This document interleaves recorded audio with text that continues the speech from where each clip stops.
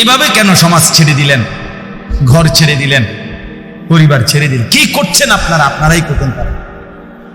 এই এক set sofa, 6টা চেয়ারওয়ালা, একটা ডাইনিং টেবিল, একটা ফ্রিজ, আর কয়টা কাচের প্লেট, লবণের বাটি, চায়ের কাপ, 2টা আলমারি, 4টা খাট, আর টাইলসওয়ালা একটা বাসা, 4টা রুম, 2টা বাথরুম।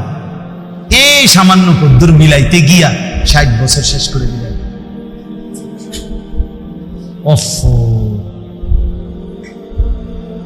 এই এত লম্বা হায়াত, এতগুলো সপ্তাহ, মাস, বছর, এটুকুতেই কি শুনাইলেন? 3 ছেলে বিদেশ পাঠাইছেন, 4টা মেয়ে বিয়ে দিছেন, বাড়িতে একখান বিল্ডিং করছেন, গ্রামে কদ্দুর জায়গা লইছেন, শহরে কদ্দুর জায়গা লইছেন, ব্যাংকে কোথায় টাকা জমাইছেন, খালাস।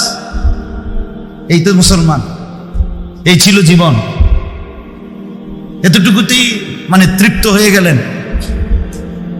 ছেলেটা 1 ওয়াক্ত নামাজ পড়ে না, অথচ বয়স 16, মেয়েটার বয়স 15, 14, একদিনও পর্দা করে না। আপনার ঘর থেকে রঙ রসে সাইজা, টাইট কাপড় পরা,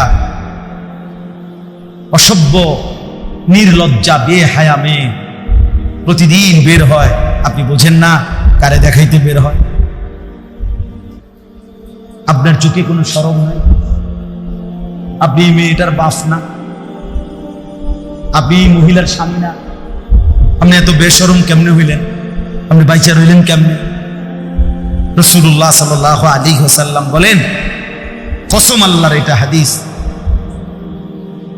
যেই পুরুষ তার স্ত্রী সন্তানের জন্য অশ্লীলতা, বেহায়াপনা, নাফরমানি, বেপরদিগি পছন্দ করে, মেনে নেয়, স্বীকৃতি দেয়, আল্লাযী ইউকিররু আহলাহু আল খুবুস, নবীজি বলেন সেই পুরুষ দাইয়ুস। আর আল্লাহর নবী বলছেন দাইয়ুসের জন্য জান্নাত হারাম। দাইয়ুসের জন্য জান্নাত হারাম। এই জন্য ছেলেদেরকে বলি, ভাইয়া নষ্ট হইও না, আমার নওজোয়ান ভাইয়া, নিজেরে বরবাদ করো। এত বেডির দরকার নাই, ফাঁকতা না, কোনো দরকার নেই। শুধু শুধু এতটি বেডি লইয়া কোনো কাম হতো না। সারা দিন সারা রাত মোবাইলে বেডির ছবি দেখো না, এত বেডি বেড হইতে লাগে না। এত নারী দরকার না। জীবন মানে শুধু নারী না, পৃথিবীতে আসার উদ্দেশ্য শুধুই নারী না। এক মহিলার ছবি, মহিলার সাথে প্রেম, এক নারীর দিকে নিয়ে সারা দিন রাত নারে দোস্ত। মানুষ এত মাতাল হওয়ার কথা না, এত পাগল, এত তার সিরা মানুষ হয়। নারী তো প্রয়োজন মানুষের মধ্যে ক্ষুধার চাহিদা, এটা কে দিছে? তো পূরণের ব্যবস্থা আল্লাহ রাখছে। মানুষের মধ্যে পানির তৃষ্ণা, এটা কে দিছেন? তো এটা পূরণের ব্যবস্থাও কে রাখছেন? মানুষের লজ্জাস্থানের চাহিদা, শাহওয়াত, এটা আল্লাহর দেওয়া। কার দেওয়া? এটা পূরণের হালাল পবিত্র ব্যবস্থাও আল্লাহ রেখেছেন কিনা বলে। তো তাইলে আর সমস্যা কি? এর জন্য এরকম কুত্তার মতো হয়ে যাওয়ার অর্থটা কি বেটা? 24 ঘন্টা নারী, ছবি, নর্তকী, নাচ, গান, জিনা, ব্যভিচার, অশ্লীল দৃশ্য আর মেয়ের পিছনে পড়ে থাকার মধ্যে সার্থকতাটা কি বেটা? এমন সুন্দর যৌবন, 16, 17, 18, 20 বছরের এমন সুস্থ সবল শরীর, দেহটাকে বাস কেমনে নষ্ট করে দিলা? কেমনে নষ্ট করে দিল? আমি বুঝি না এটা কি হায়াত নষ্ট করে দিল, কি চমৎকার জিন্দেগিটা শেষ করে দিল। হায় হায়,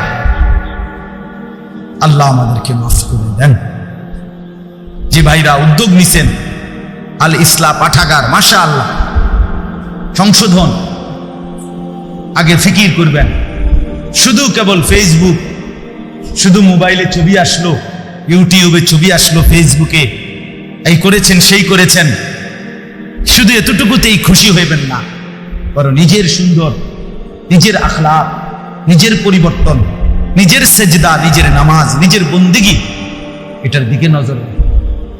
আমরা এই করেছি, ওই করেছি, মানুষের কল্যাণে এই করেছি। মানুষ কিন্তু আমনেও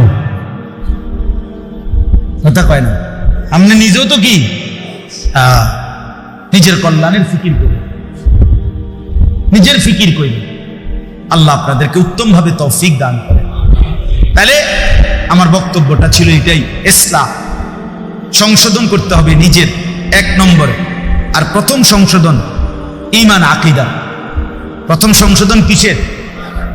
2 নম্বর ইবাদত, মানে আমল। 3 নম্বর হলো মুআমালাত, লেনদেন।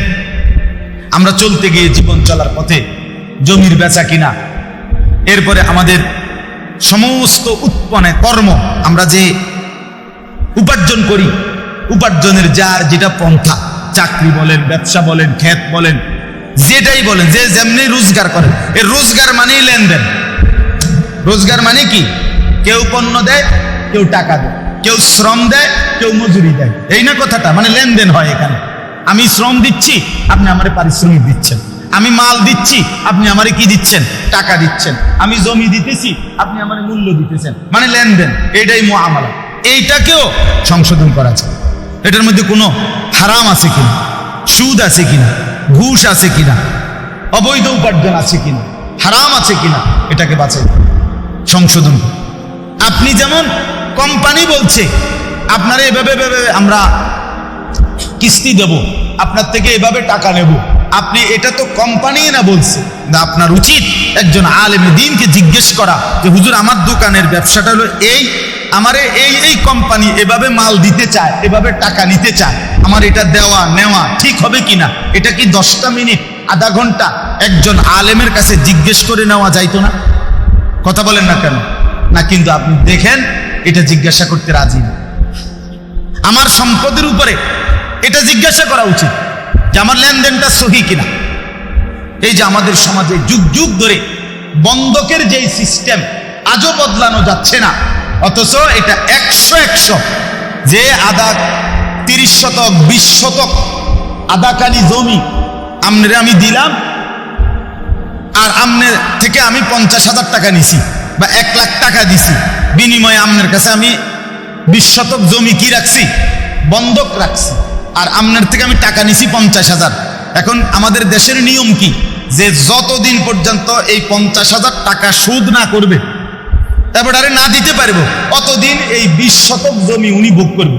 এটা না নিয়ম? এটা 100 হারাম, 100 হারাম, হারাম হারাম হারাম, হারাম দাদা, হারাম খাইলা তুমি, হারাম। যদি বলেন ওমা আপনি নতুন করে এই কথা কইলেও বলি হুজুর, না আমি নতুন করে কইলে ওই তো না জানতো, আপনি ফুরান কথা খাই না, শুধু আমাদের মানা করছি না, আমি তো জামুগা। এখন বয়ান শেষ হইলে তো আমার গাড়ি রেডি, আমি দৌড় কুমিল, আমি কীর্তন আপনার কান্দে লই বই দেব। আপনারে বললাম হ্যাঁ, এবার যদি আপনি বলেন না হুজুর এটা হারাম না, আপনার কাছে হুজুর আছে, অন্য কেউ বলছে এটা জায়েজ, তাহলে কে বলছে আমারে জানাইলে এরপরে আমার বিচার যেদিন হবে সেদিন আমি বটনি লাগাবো আপনার সামনে কানে ধরে, এবং ভিডিও রেকর্ডিং সারা দেশ দেখবো, আপনি বিচারের দিন ঘোষণা দিয়ে আমরা বলে। তাহলে কথার কথা একটা উদাহরণ দিলাম, অসংখ্য গাছের ফল, পুকুরের মাছ আপনার আন্দাজের উপরে বিক্রি করে ফেলে। ও বল মানে মুকুল বের হইতে হইতেই কি বিকতে লাগে, ফল বিক্রি করে ফেলে। তো এটা কি হালাল না হারাম জিজ্ঞেস করছে? ওদের এমনি তো চলতে আছে, এমনি চলবে, এমনি তো কত মানুষে বিড়ি খাইতে, এই জন্য সবাই বিড়ি খাই দেবে, কত মানুষে তো টেলিভিশন দেখতেছে, তো এই জন্য বুঝি টেলিভিশন জায়েজ হয়ে গেছে, নাটক সিনেমা দেখা কি হয়ে গেছে, জায়েজ হয়ে গেছে।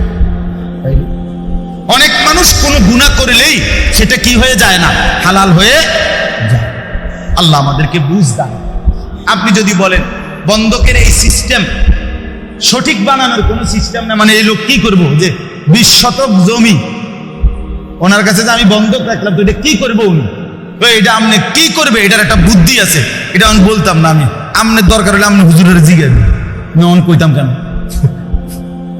না, কি লেখা বললাম না, জানার দরকার নেই, যার দরকার হে জিজ্ঞাসা কষ্ট। আলেমদেরকে জিজ্ঞাসা করলেই ওনারা হালাল তরিকা কি, বৈধ পন্থাটা কি সেটা বলে। কথা বুঝছেন কিনা বলে? প্রত্যেক পন্থারই বিকল্প হালাল পন্থা আছে। আছে কিনা বলেন না কেন? মদের বিকল্প মধু আছে, বুঝেন না? সুদের বিকল্প ব্যবসা আছে, হালাল ব্যবসা। আল্লাহ এই জন্য বলছে আমি সুদে না হারাম করছি, কিন্তু ব্যবসাকে তো হালাল করছি। তাহলে বিকল্প হালাল পদ্ধতি আছে কিনা বলেন? আচ্ছা, আপনি জেনে নিবেন। 3 নাম্বার। 4 নাম্বার হলো মুআশারাত, আচরণ, পারস্পরিক আচরণ। মা, বাবা, স্ত্রী, সন্তান, ভাই, বোন, চাচা, মামা, ফুফা, খালু, পাড়া, মহল্লা, প্রতিবেশী, আত্মীয় স্বজন, বন্ধু, পথিক, মুসাফির, এতিম, গরিব, ফকির, মিসকিন, অসহায়, এই সমাজের আমাকে বাদ দিয়ে যত মানুষ, কার সাথে আমার আচরণ কি হবে এটা জানা, এটা ঠিক করা, এটাও আমার সংশোধনের অংশ। কথা বুঝছেন? মার সাথে আচরণ যা, স্ত্রীর সাথে আচরণ তা কেমন, সন্তান ভাইয়ের সাথে কেমন, নিকট আত্মীয়ের সাথে আচরণ কেমন, দূরের আত্মীয়ের সাথে আচরণ কেমন, এইটার স্তর জানা চাই, এটার স্তর জানা চাই। মাকে প্রাধান্য দিয়ে স্ত্রীকে জুলুম না করা, স্ত্রীকে প্রাধান্য দিয়ে মার উপরে জুলুম না করা, প্রত্যেককে তার হক আদায় করা। এই আল্লাহ আমাদেরকে বুঝ দান করেন। 5 নাম্বার হলো আখলাক, আমাদের অন্তরের ভিতরে চরিত্র।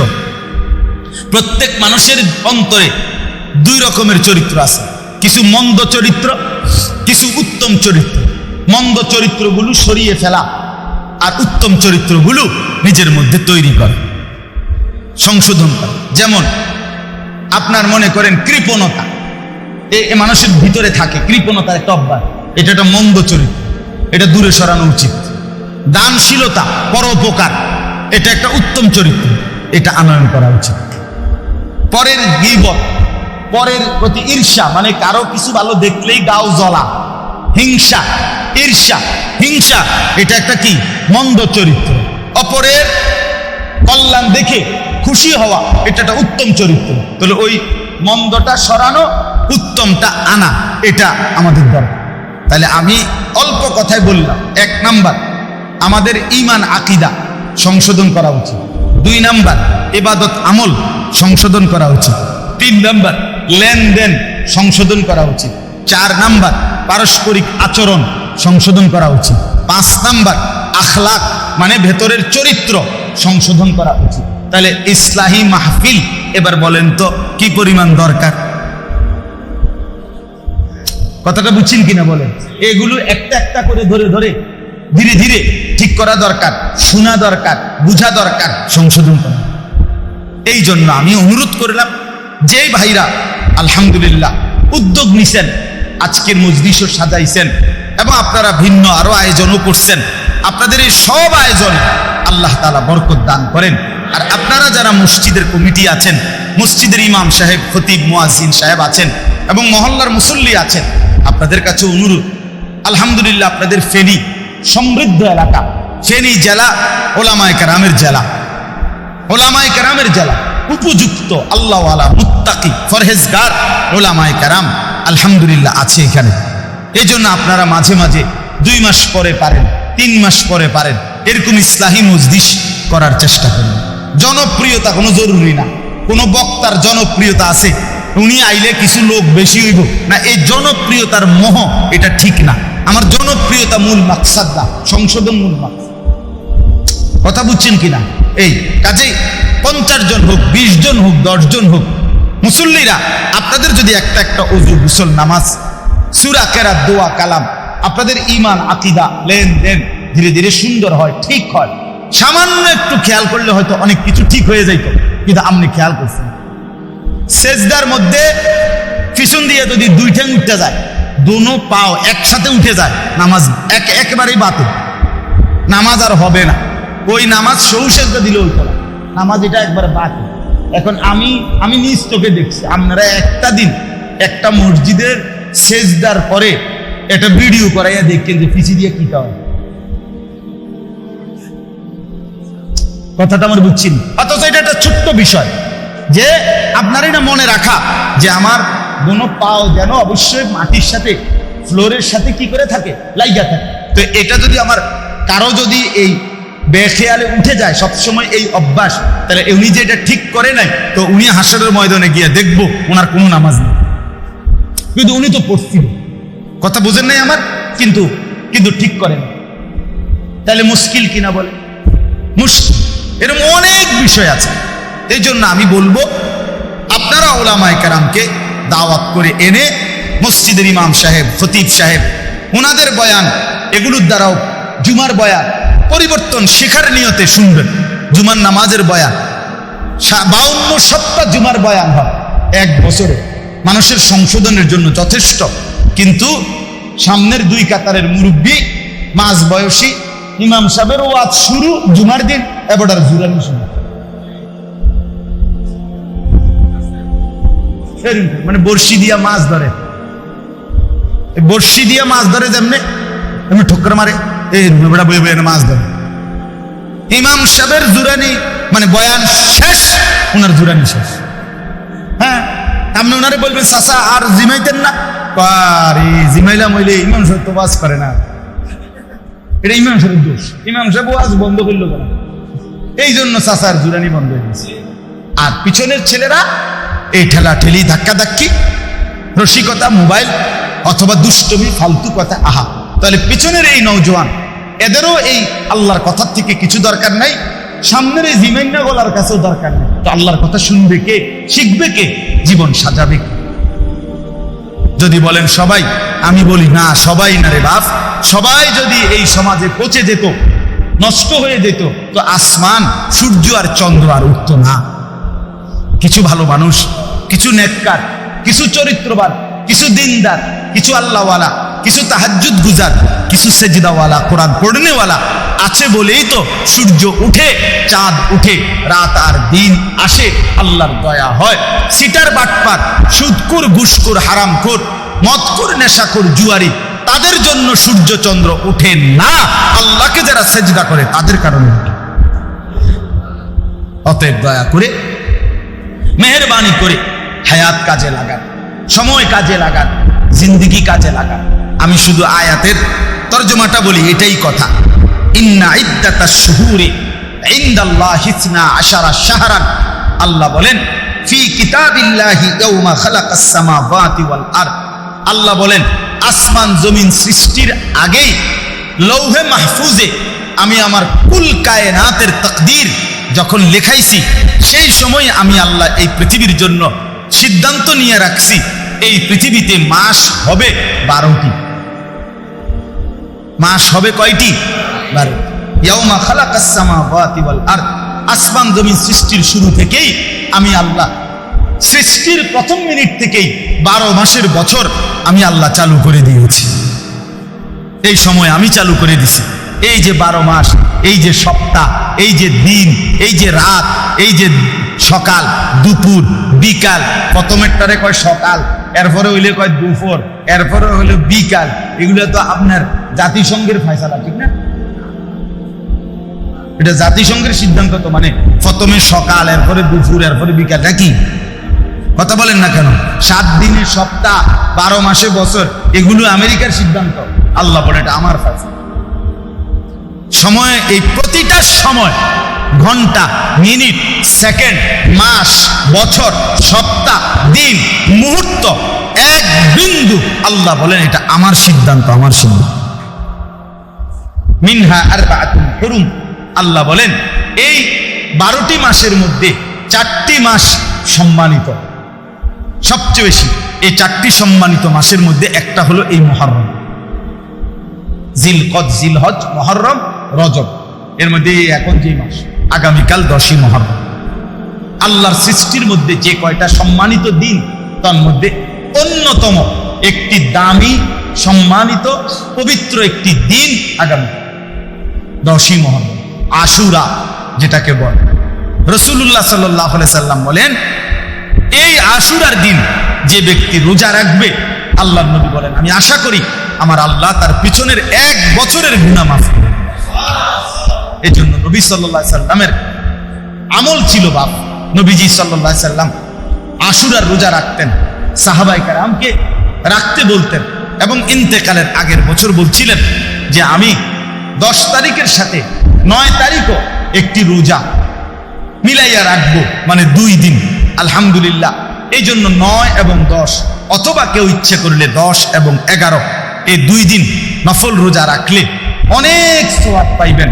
নবীজি বলছেন রমজানের পরে বাকি 11 মাসের মধ্যে সবচেয়ে শ্রেষ্ঠ নফল রোজা হলো এই মুহররমের রোজা। আফদালুস সিয়ামি বাদা রমাদান শাহরুল্লাহিল মুহাররম। আলহামদুলিল্লাহ আমরাও চেষ্টা করছি, আমি রোজা ছিলাম, ইফতার করছি দেখেই একটু দেরি যায়, নাই তো আমি জাস্ট টাইমে আসতে পারতাম। তো এই জন্য আপনাদের কাছে অনুরোধ করলাম, যারা আজকে রাখছেন কালকে আরেকটা রাখবেন ইনশাআল্লাহ। যারা পারেন নাই, যারা চেষ্টা করেন কালকে বুধবার, তারপরের দিন বৃহস্পতিবার, এই 2 দিনের 2টা রোজা রাখতে অনেক বড় সওয়াব পাবেন। স্ত্রী, সন্তান, ঘর পরিবারের মা বোনদের কাছেও বলবেন। সর্বশেষ কথা হলো যালিকা দ্বীনুল কাইয়্যিম। আল্লাহ বলেন এই মাস, বছর, ঘন্টা, মিনিট, সেকেন্ড এবং সম্মানিত 4টি মাস, এই সব কিছুই আমি আল্লাহর অকাট্য বিধান। অতএব তুমি রাতকে ডবল একসাথে আনতে পারতা না, দিন ডবল একসাথে আনতে পারতা না, তুমি কোনো ঘন্টা আটকাইতে পারতা না, তুমি কোনো মিনিট থামাইতে পারত। পারবেন? আল্লাহ চাইলে পারবেন, আর কেউ পারবে। আল্লাহ কোরআনে বলছে আমি যদি রাত টেনে লম্বা করে কিয়ামত পর্যন্ত রাত বানিয়ে রাখি, কুল আরাআইতুম ইন জাআলাল্লাহু আলাইকুমুল লাইলা সারমাদান ইলা ইয়াউমিল কিয়ামা মান ইলাহুন গায়রুল্লাহ ইয়াতিকুম বিদিয়াইন। কে আছে আমি আল্লাহ ছাড়া আগামী কালকের ভোরে এনে দিন? বলেন তো, আছে কি কেউ? আছে কেউ? বলেন বাপ। অতএব আল্লাহ বলছেন এটা আমার অকাট্য বিধান। রাত্র আমি আনি, দিন আমি আনি, বছর আমি আনি, মাস আমার, আমার বাপ। এই শেষ কথাটা শুনেন, আল্লাহ কোরআনে বড় আমাদেরকে আদেশ করছেন, ফালা তাজলিমু ফীহিন্না আনফুসাকুম। অতএব আমার বান্দা, যেহেতু তুমি বুঝেছ যে মাস, বছর, সম্মানিত মাস অথবা ঘন্টা, মিনিট, সেকেন্ড, সময় সবটাই আমি আল্লাহর। অতএব আমার সময়ে, আমার দেওয়া সময়ে, আমার দেওয়া হায়াতে তুমি নিজের উপরে গুনাহ করে জুলুম করো না। আমার সময় এভাবে নষ্ট করো না।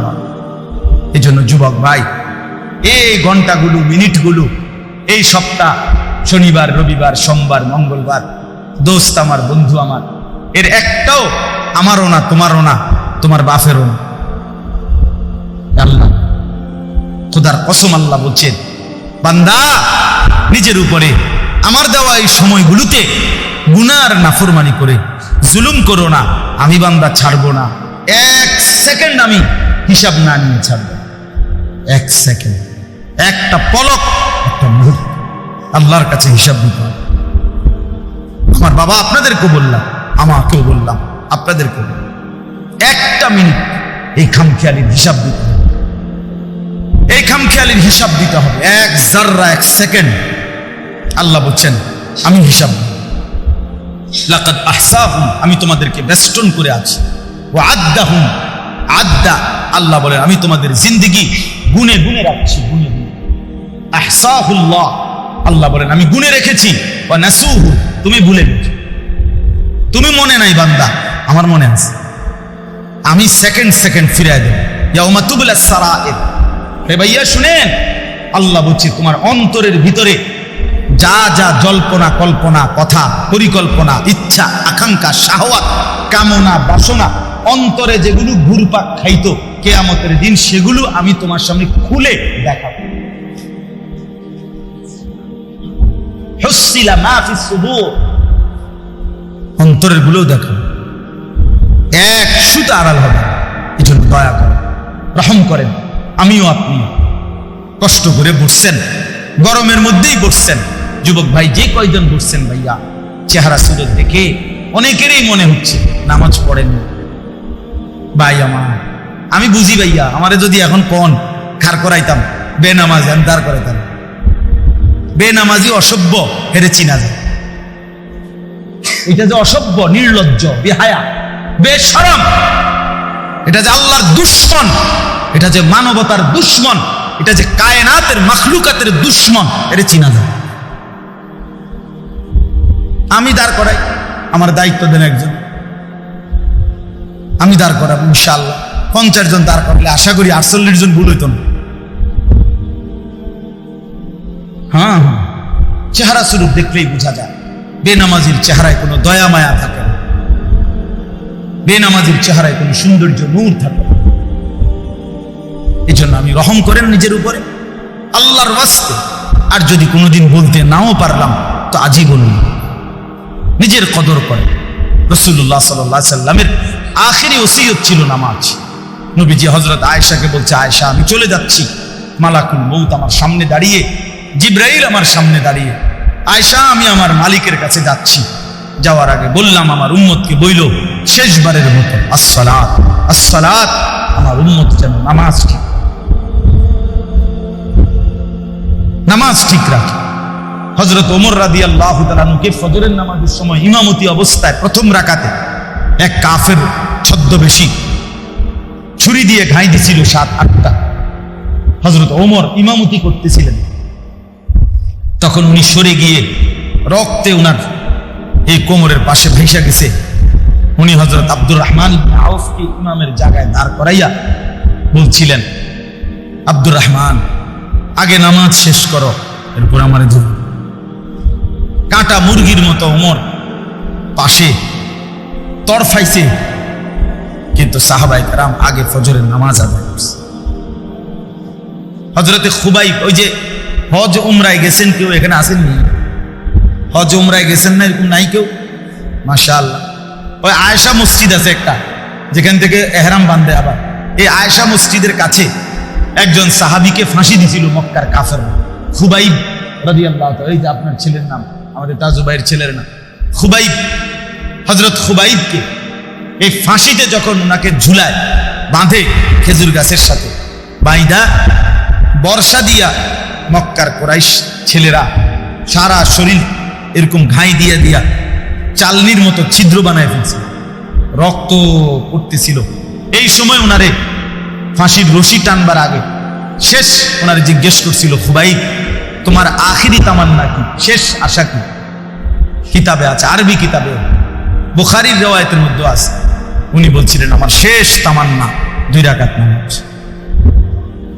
খুলে দিছে ওনারে, তো 2 রাকাত নামাজ পড়ে সালাম ফিরাইয়া হযরতে খুবাইব আল্লাহর কাছে 2 হাত তুলে বলছে, ফালাস্তু বালি হিনা উক্তালু মুসলিমান, মাওলা আজ আমার কোনো পরোয়া নাই, আমি আপনার আনুগত্য করে মরছি, অতএব আমার আর কোন চিন্তা, গোলামীর সেজদা দিলাম, আর কোনো টেনশন নেই, এবার ওরা যা ইচ্ছে তাই। বন্ধু আমার, বাপ আমার, চলেন আমরা সবাই মিলে চেষ্টা করি, কষ্ট করি, আমরা নামাজ পড়ব ইনশাআল্লাহ। আল্লাহকে ডাকি ভাইয়া, দুনিয়া বড় বেশি পেরেশানিওয়ালা দুনিয়া হয়ে গেছে। সারা পৃথিবী বাস্তবতা হলো, ইনসাফের কথা হলো, সারা পৃথিবী ধাক্কাধাক্কি করতেছে, সারা বিশ্ব সব দেশ এইতে হিতের লগে ঠেলাঠেলি, ধাক্কাধাক্কি, অস্ত্রের ঝনঝনানি, সবাই একজন আরেকজনকে হুমকি দিতেছে, সবাই মানে লাইগা গেল বলে। আপনি খেয়াল করে দেখেন, খবর নেন, সারা পৃথিবীতে কিন্তু মুখোমুখি অবস্থা, মুখোমুখি।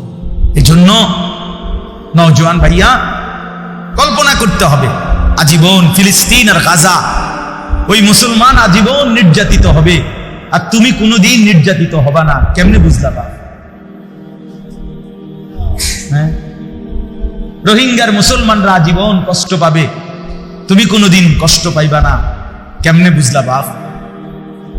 হ্যাঁ, এই তামাশা, বাপ বিদেশ, ভাই বিদেশ, দেশে বইয়া মোবাইল টিফোন আর বইয়া বইয়া বেডির ছবি দেখুন। আমি তো দেখছি রে বাপ, প্রবাসীর কষ্ট কাকে বলে। আমি যতবারই হজ উমরায় যাই, প্রবাসীদের কাছে তো যাই, তাদের রুমে দেখতে যাই, এই ছোট্ট ছোট্ট রুমে 12 জন 14 জন 16 জন থাকে, 14 ঘন্টা ডিউটি করে, 12 ঘন্টা ডিউটি করে এই প্রখর রৌদ্রের মধ্যে। এরপরে আবার আইসা নিজের রান্না নিজে রান্ধে, নিজের কাপড় চোপড় নিজে ধোয়। কে ধুইয়া দিবে? কে ধুইয়া দিবে? আমি 33 দিন হজে ছিলাম, আমার ছোট 3 বছরের মেয়ে প্রতিদিন না হলে 2 বার, কম পক্ষে 2 বার আমার লগে কথা কইছে। প্রতিদিন 2 বার। আমি আমার বিবির সাথেও এতবার কথা বলি নাই, কারোর লগে না, কিন্তু ওই আমার লগে কথা কইব, আমার এটা সারাক্ষণ মনে হইতো।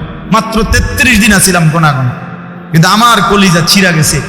আমার ছোট্ট মেয়েটার আমি দেখবো কখন, আদর করবো কখন। আর ওই বেচারা দে 1টা বছর, 2টা বছর, 3টা বছর স্ত্রী সন্তান ফেলে এই কষ্ট করে প্রবাসে থাকে।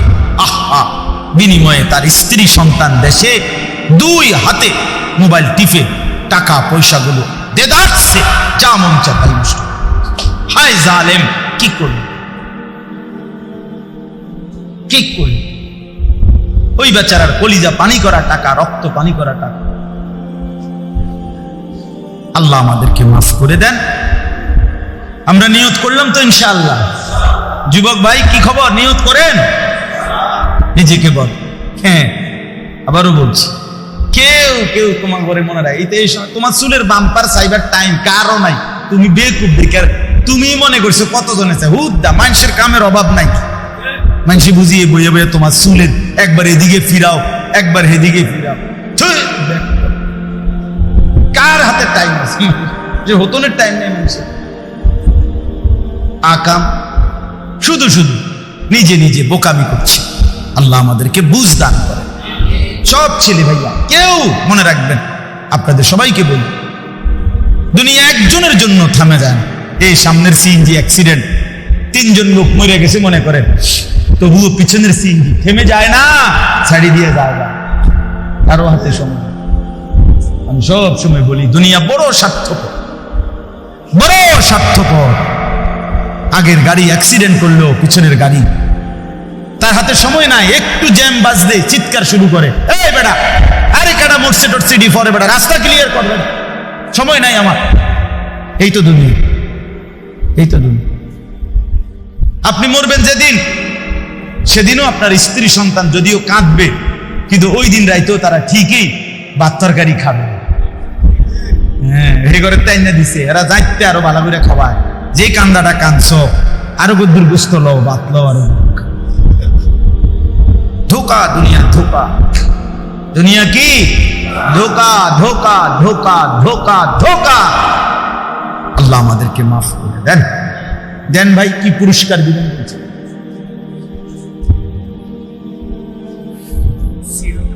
হ্যাঁ দেন, বলে।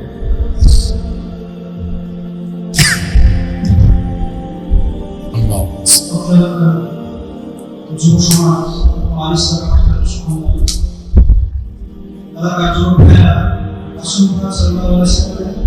জীবন প্রতিযোগিতা আয়োজন করছে। মাশাআল্লাহ। এবং এই প্রতিযোগিতায় যারা অংশগ্রহণ করেছে তাদের মধ্যে থেকে আজকে মানবিক পুরস্কার করা হবে। আমরা যারা পুরস্কার পাওয়া নাম এখানে দেখেছি, সেটা যুব সমাজ সবাই রিসেন্ট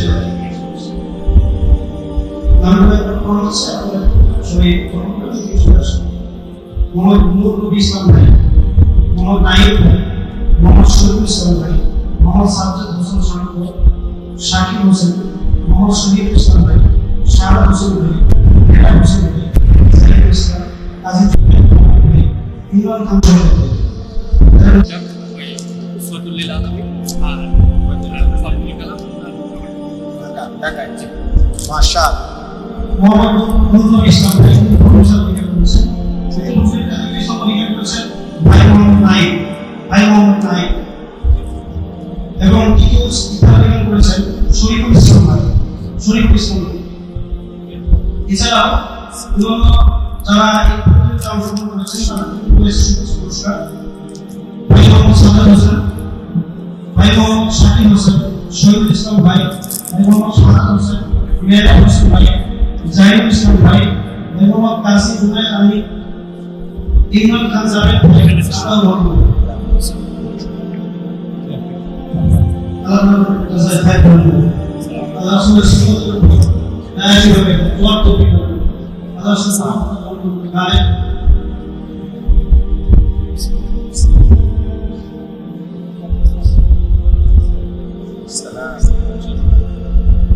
মাশাআল্লাহ। ওয়ালাইকুম আসসালাম।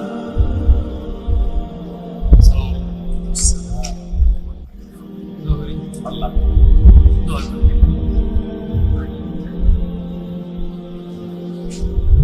আমাদের রশিদিয়ার হজরতের বয়ানের একটা বই পুরস্কার দিয়েছে, এই যে সান্ত্বনা পুরস্কার যে বইটা, রমজানের প্রয়োজনীয় মাসায়, অনেক সুন্দর। আমরা নিজেরাও ব্যক্তিগতভাবে এই বইটা পড়ি, হজরতের এই বইটা। ফেনী জামিয়া রশিদিয়ার হজরত, বাংলাদেশের কত বড় রত্ন, ফেনীবাসীর কত বড় গর্ব। এখন যে দূর বুঝছেন, মূল্যে আরো বেশি বুঝবেন। আল্লাহ পাক তাকে কি পরিমাণ দ্বীনের খেদমত আল্লাহ তাআলা ওনার দ্বারা নিচ্ছেন। আলহামদুলিল্লাহ, আল্লাহ তাআলা হযরতকে হায়াতে তয়্যিবা আফিয়া দান করেন। আলহামদুলিল্লাহি রাব্বিল আলামিন। আল্লাহুম্মা আনতাস সালাম মিনকাস সালাম তাবারাকতা ইয়া যাল জালালি ওয়াল ইকরাম ইয়া আরহামার রাহিমিন ইয়া আরহামার রাহিমিন ইয়া আরহামার রাহিমিন। ربنا ظلمنا أنفسنا وإن لم تغفر لنا وترحمنا لنكونن من الخاسرين. ربنا آتنا في الدنيا حسنة وفي الآخرة حسنة وقنا عذاب النار. رب ارحمهما كما ربياني صغيرا. ربنا هب لنا من أزواجنا وذرياتنا قرة أعين وجعلنا للمتقين إماما. মাওলাই করিম আপনি মাফ করে দেন, রব্বে করিম আপনি মাফ করে দেন, বেশুমার গুনাহ মাফ করে দেন, সামনের জিন্দেগি সুন্দর করে দেন, ঈমান আমলের দৌলত দান করেন, তাকওয়া তহারতের জিন্দেগি দান করেন, ইজ্জত আফিয়ত দান করেন। আল্লাহ জীবনটা কাজে লাগাবার তৌফিক দান করেন। পেছনের জিন্দেগি খুব বেশি অন্ধকার, মাওলা সামনের জিন্দেগি আলোকিত করে দেন, নেক আমলের তৌফিক দান করেন, ঈমান আমল সুন্দর করার তৌফিক দান করেন। আল্লাহ সিজদাওয়ালা কপাল বানিয়ে দেন, কাঁদনেওয়ালা চোখ বানিয়ে দেন, জিকিরওয়ালা জবান বানিয়ে দেন, মোহব্বতওয়ালা দিল বানিয়ে দেন, জিন্দেগিওয়ালা বন্দেগিওয়ালা জিন্দেগি বানিয়ে দেন। আয় আল্লাহ আমাদের প্রত্যেককে কবুল করে নেন। এলাকার আশপাশের দূর দূরান্তের যে যেখান থেকে এসেছি মাওলা, প্রত্যেককে আল্লাহ যত কবরবাসী আছে সমস্ত কবরবাসীকে মাফ করে দেন। কিয়ামত পর্যন্ত কবরের আযাব মাফ করে দেন, কবরগুলোকে জান্নাতের টুকরা বানিয়ে দেন। আয় আল্লাহ এলাকার সমস্ত নওজওয়ানকে কবুল করে নেন, প্রতিটা যুবককে কবুল করে নেন। আল্লাহ যুবকের চেহারা সিজদাওয়ালা বানিয়ে দেন। আয় আল্লাহ যুবকের দিল ঈমান আমলওয়ালা বানিয়ে দেন। আল্লাহ প্রতিটা যুবককে নামাজি বানিয়ে দেন। আল্লাহ যেই নওজওয়ানদের চেষ্টায় এই সুন্দর মজলিস হয়েছে, আপনার বন্ধুর সিরাত পাঠ প্রতিযোগিতা হয়েছে, আল্লাহ আপনি তাদেরকে উত্তমভাবে কবুল করে নেন। আল্লাহ এদের জিন্দেগি সাজিয়ে দেন, এদের আখলাক সাজিয়ে দেন, এদের ঘর পরিবার সকলকে কবুল করে নেন। বাকি যুবক ছেলেদেরকে আল্লাহ সবাইকে আল্লাহ এমন সুন্দর আয়োজনের সাথে অংশগ্রহণ করার তৌফিক দান করে। আমার বাবা চাচা মুরব্বীদেরকে আরো বেশি নেক আমলের তৌফিক দান করেন। মা বোনদেরকে পর্দা পুশিদা দান করেন। আল্লাহ এই মসজিদখানা কবুল করে নেন। ইমাম সাহেব, খতিব সাহেব, মুয়াজ্জিন সাহেব, কমিটি, মুসল্লি, জনগণ সবাইকে কবুল আর মঞ্জুর করেন। আয় আল্লাহ অসুস্থ বিমারি যারা শিফা করে দেন, প্রত্যেকের কামাই রুজিতে হালাল বরকত দান করেন। প্রবাসীদেরকে সহি সালামতে নিরাপদে রাখেন মাওলা। আল্লাহ এমন সুন্দর ইসলাহি মজলিস আগামী দিনে আরো ইন্তজাম করার তৌফিক দান করেন। আল ইসলাহ পাঠাগারকে আপনি কবুল করে নেন। আল্লাহ তাদের প্রতিটা ভালো আয়োজনে আপনি বরকত দান করেন। আল্লাহ আমাদের সবাইকে ঈমান আমলের দৌলত আর জিন্দেগি দান করেন। রব্বির হামহুমা কামা রব্বায়ানি সগীরা। সুবহান রাব্বিকা রব্বিল ইজ্জাতি আম্মা ইয়াসিফুন ওয়া সালামুন আলাল মুরসালিন ওয়ালহামদুলিল্লাহি রাব্বিল আলামিন।